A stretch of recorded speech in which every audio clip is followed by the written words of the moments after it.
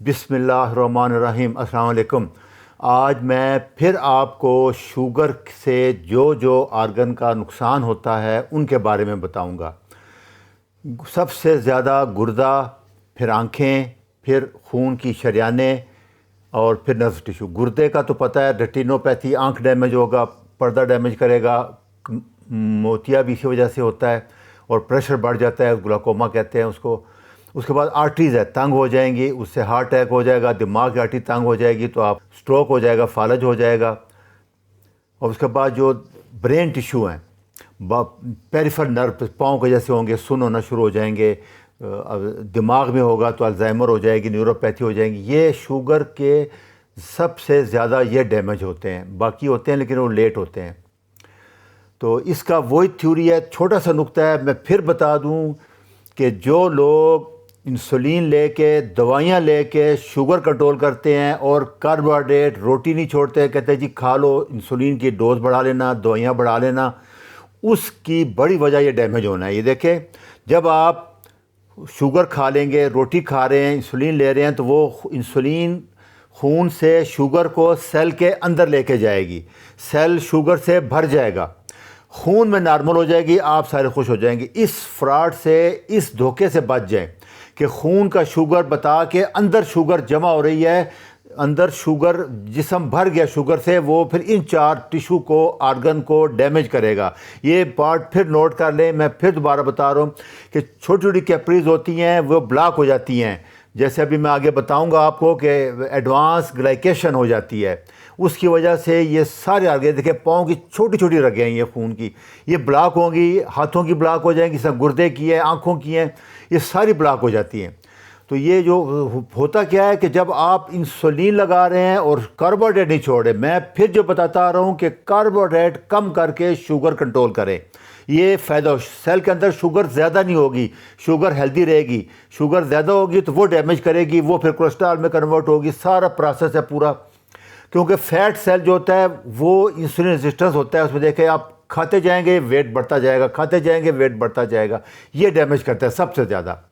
ہمارے باڈی میں جیسے پتہ ہے 90 سے 100 ملی گرام شوگر خون میں ہوتی ہے، 100 گرام لیور روکتا ہے شوگر ایز اے گلائکوجن ایمرجنسی کے لیے، اور ہمارے پٹھوں میں 400 گرام شوگر سٹور ہوتی ہے، بس اس سے زیادہ نہیں ہونی چاہیے۔ آپ اگر شوگر کھاتے رہیں گے تو یہ بڑھتی رہے گی سٹور، اور کیونکہ ہمارے جسم میں 8-10 کلو چربی ہوتی ہے، جب ضرورت پڑے اللہ تعالیٰ کا نظام ایسے ہے کہ وہ چربی کو شوگر میں کنورٹ کرتا ہے، جو کیٹون، جو کیٹوسس ہم کہتے ہیں۔ تو آپ چربی یوز کریں بجائے اس کے کہ آپ شوگر کھائیں اس کو ڈیمیج کریں۔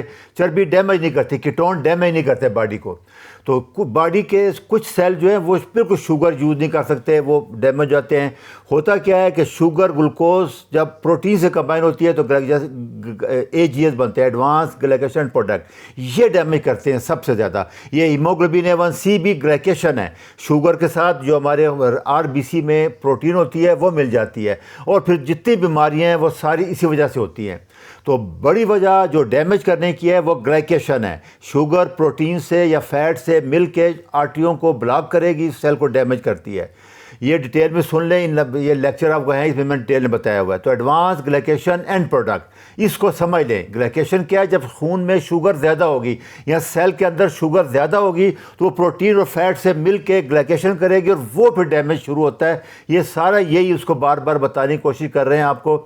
جیسے دیکھیں، یہ ابھی اس میں آپ اس کو فرائی کریں گے، یہ گھی ہے، یہ ساری شوگر ہے، یہ 3 چیزیں مل گئی ہیں، گھی مل گیا ہے اور شوگر مل گیا ہے، اوپر آپ نے چینی ڈال دی ہے، ساس، یہ ڈیمیج ہو گیا ہے۔ یہ دیکھیں، اس میں یہ شوگر ہے، ساری برگر ہے، پھر پروٹین ہے ساتھ، اور ساتھ آپ نے چیز وغیرہ رکھے، یہ مل گئے ہیں ڈینجرس ہے۔ یہ آئس کریم ہے، اس میں تینوں چیزیں ہیں، اس میں کاربوہائیڈریٹ بھی آ گئے ہیں، شوگر بھی آ گئی اور فیٹ بھی آ گیا ہے، یہ مل کے گلائکیشن کریں گے۔ یہ دیکھیں، یہ ہنی ونگز ہیں، ان میں شہد ڈال دیتے ہیں چکن کے اوپر، یہ ٹاکسک ہیں، ان کو آپ جب بتاتے ہیں تو ایجز بن جاتے ہیں۔ تو اینٹی آکسیڈنٹ جو ہوتے ہیں، میں اس پہ بھی آگے لیکچر شروع کروں گا گلوٹوتھائن اور الفا لیپولک ایسڈ پہ، یہ باڈی کے اینٹی آکسیڈنٹ ہے، وہ ایجز کو روکتے ہیں، ایجز کی ڈیمیج کرنے سے بچاتے ہیں۔ تو جتنا ہائی اینٹی آکسیڈنٹ فوڈ آپ لیں گے وہ گلائکیشن کو روکے گا اور یہ ڈیمیج کم ہو جائے گی۔ اگرچہ آپ کی شوگر ان کنٹرول بھی ہوگی، زیادہ بھی ہوگی، تو کیونکہ آپ شوگر کھا نہیں رہے، سیل کے اندر شوگر نہیں ہے، خون میں اگر شوگر تھوڑی زیادہ بھی ہے اور آپ یہ اچھی ڈائٹ کھا رہے ہیں تو ڈیمیج نہیں ہوگا۔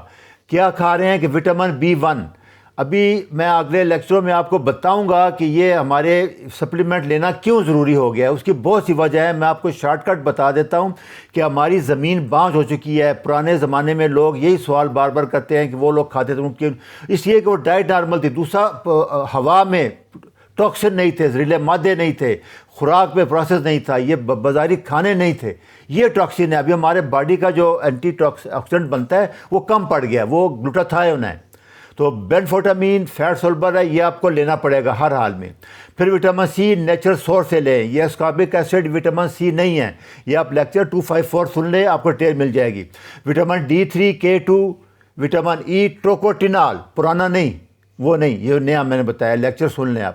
اور وٹامن B6 یہ P5P، یہ جو پیڈوکسین آ رہا ہے وہ نہیں. یا بیسٹ سورس ہے نیچرل یسٹ، یہ اس سے میں لیکچر بناؤں گا. یہ بیسٹ وٹامن ہے جو کہ گلائکیشن کو نہیں ہونے دیتے، روکتے ہیں.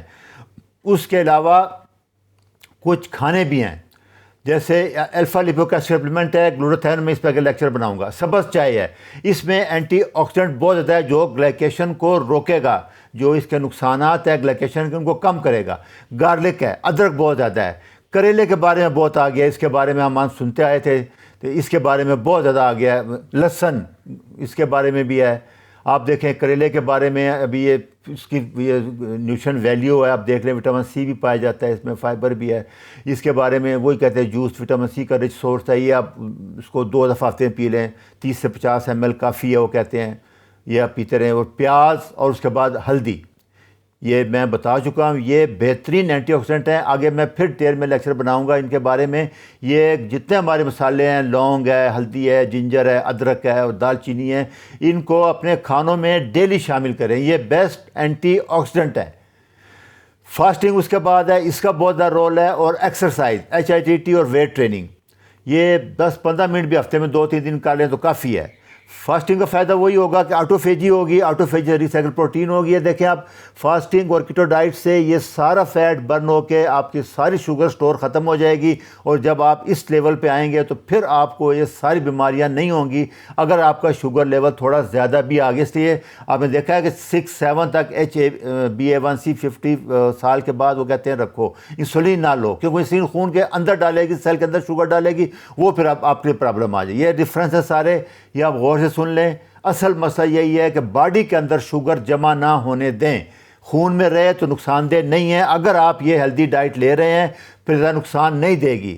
اچھا جی، اللہ حافظ.